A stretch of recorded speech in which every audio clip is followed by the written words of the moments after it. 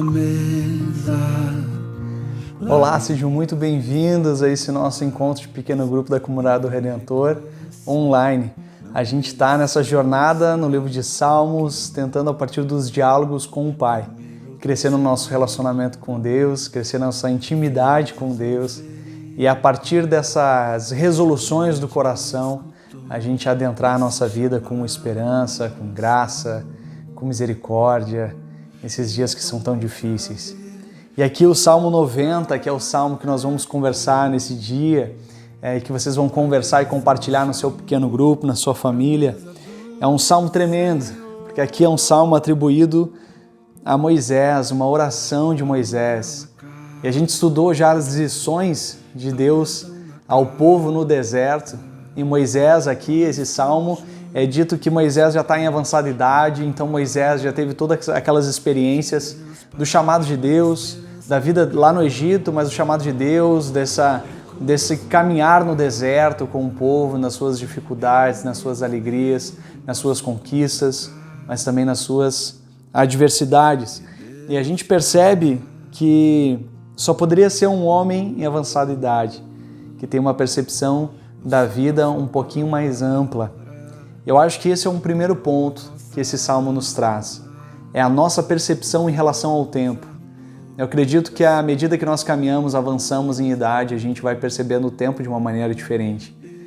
Se, como jovem, a gente tem essa compreensão do tempo como um tempo quase que indeterminado, como um tempo em aberto, como uma história a ser escrita, à medida que o tempo passa, as pessoas mais velhas testemunham para mim que à medida que passa ali dos 50, que tem muito mais vida já vivida do que vida a viver, começa a repensar algumas coisas, começa a refletir a vida como ela é.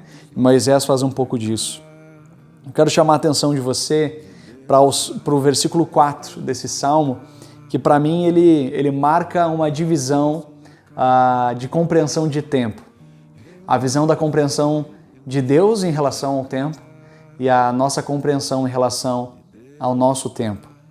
E o versículo diz assim: de fato, 1000 anos para ti são como o dia de ontem, que passou como as horas da noite. 1000 anos para ti são como o dia de ontem, que passou como as horas da noite. Essa percepção do tempo, ela muda, porque no início o salmista fala, aqui Moisés fala, que Deus é eterno. De eternidade a eternidade tu és Deus. Então, como compreender, ou como é a compreensão do Deus eterno em relação à vida?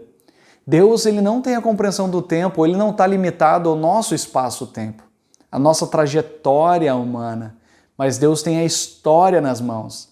Quando Deus olha para o tempo, quando Deus olha para a vida, ele olha com o passado, o presente e o futuro, porque ele é eterno, ele é antes de todas as coisas e ele é o fim de todas as coisas. Então Deus, ele vê a completude do tempo. Deus vê a história já acabada, Deus consegue perceber o movimento da história.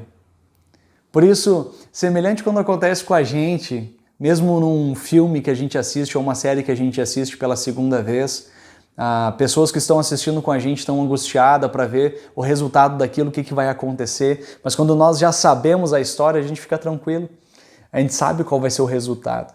E Deus, ele não se abala com essas crises da história porque ele é Senhor sobre todas as coisas. Ele não está limitado ao nosso espaço-tempo, ele não está dentro daquilo que a gente vive e por isso ele não está vulnerável a tudo aquilo que a gente vive, porque ele é eterno. E por outro lado, esse texto marca quem nós somos ou a nossa percepção do tempo. E ele, por ser já um homem de avançada idade, ele compreende que a vida é breve. E ele diz, são como breve sono. A relva que brota ao amanhecer germina e brota pela manhã, mas à tarde murcha e seca. A nossa vida, ela é muito rápida, a nossa vida, ela é muito passageira. E ele diz ainda, a gente chega até os 70, aos 80 anos, mas é muito sofrimento, é cheio de sofrimento e anos muito difíceis. De fato, a nossa vida, ela é muito rápida. Quando a gente senta para conversar com uma pessoa mais velha, Normalmente ela diz assim: Bruno, eu lembro quando eu tinha a sua idade. Parece que foi ontem, porque o tempo passa, o tempo voa. As coisas, a gente se preocupa tanto com essa vida, a gente se preocupa tanto com as coisas, a gente se preocupa com o nosso trabalho, com os nossos filhos. E quando vê, a vida passa. A vida é rápida. Mas agora deixa eu fazer uma pergunta para você. Como é que você lida diante dessa brevidade da vida? Como você lida diante desse cenário no Brasil e no mundo de tantas mortes? Como você lida com essas mortes que se aproximam de você? Seja você jovem, seja você já de avançada idade, como você tem lidado com isso? Eu quero animar você a perceber que existe alguém que adentrou em nossa história. Porque nós sendo finitos, nós sendo humanos e passageiros, nós não tínhamos como nos encontrar com Deus que é eterno, são outras dimensões, é outra frequência, não tem como. Mas é por isso que somente aquele que é eterno pode adentrar a nossa finitude. E nesse estado finito, nesse espaço-tempo na qual nós vivemos, Jesus entrou, e a Bíblia diz que Ele habitou entre nós, Ele se fez carne, Ele se enculturou entre nós, para que pudéssemos ter vida através da sua morte substituta. Ele morreu no nosso lugar para nos perdoar e nos dar a salvação, resgatar ou comprar com o seu próprio sangue a eternidade para cada um de nós. Só um Deus eterno é capaz de fazer esse movimento para nós que somos finitos, nunca o contrário.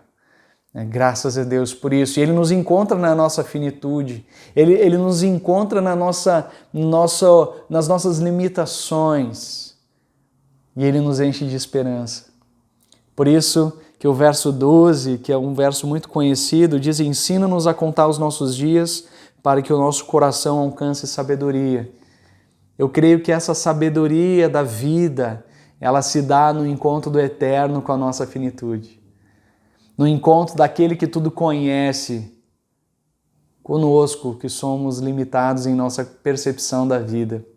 A sabedoria se encontra quando a gente percebe esse Deus tão grande, tão imenso, tão maravilhoso, que deseja ter um relacionamento com cada um de nós, nas nossas limitações da vida, nos nossos sofrimentos e dificuldades. E aí ele diz um verso que eu acho bastante importante, depois desse verso da sabedoria, que é o verso 14, ele diz: satisfaze-nos pela manhã com o teu amor, e todos os nossos dias cantaremos felizes. A visão que Deus me dá aqui dessa palavra é exatamente a visão da noite e do dia. Muitas vezes a Bíblia usa esse termo. Existe a noite, a escuridão, as trevas, a nossa limitação de ver as coisas, a nossa dificuldade de enxergar o horizonte, mas então vem amanhã, a esperança, a percepção nossa aumenta do horizonte e a gente começa a sonhar e a ter esperança de novo. E é exatamente isso que Jesus faz conosco. Eu quero terminar lendo uma passagem para te encorajar, animar você, vivendo nesses tempos que estão escancarando a nossa finitude, mas que ao mesmo tempo estão escancarando aquele que é o Senhor da história, que é dono do tempo, é dono da nossa vida e que nos deseja dar a vida eterna. E a palavra de 2 Coríntios, capítulo 4, versos 16 a 18, diz assim: por isso não desanimamos. Embora exteriormente sejamos a desgastar-nos, interiormente estamos sendo renovados dia após dia. Pois os nossos sofrimentos leves e momentâneos estão produzindo para nós uma glória eterna que pesa mais do que todos eles. Assim, fixamos os olhos não naquilo que se vê, mas no que não se vê. Pois o que se vê é transitório, mas o que não se vê é eterno.